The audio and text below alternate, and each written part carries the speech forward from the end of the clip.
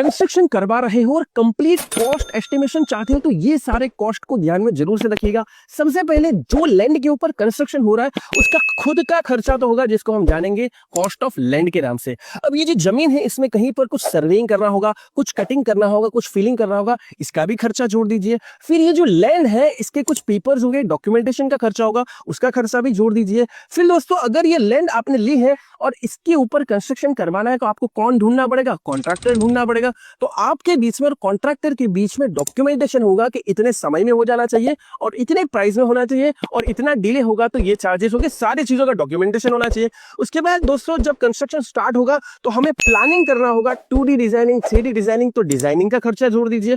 उसके बाद दोस्तों जब कंस्ट्रक्शन स्टार्ट हो ही जाएगा, लेबर्स आ जाएंगे, मटेरियल्स आ जाएंगे, तो उनका खर्चा भी होगा। ब्रिक हो गया, सैंड हो गया, सीमेंट हो गया, रेनफोर्समेंट हो गया, तो मटेरियल का खर्चा, लेबर का खर्चा, और उसको करवाने के लिए सुपरविजन भी चाहिए। तो सुपरविजन का खर्चा, और उसको करेगा कौन दोस्तों? इंजीनियर्स की सलाह लेंगे। स्ट्रक्चरल इंजीनियर होगा, साइट इंजीनियर होगा, इंजीनियर्स का अपना खर्चा हो जाएगा। उसके अलावा भी दोस्तों मिसलेनियस जैसे ट्रांसपोर्टेशन के कॉस्ट हो गए, ये सारे के सारे खर्चे भी जोड़ दीजिए।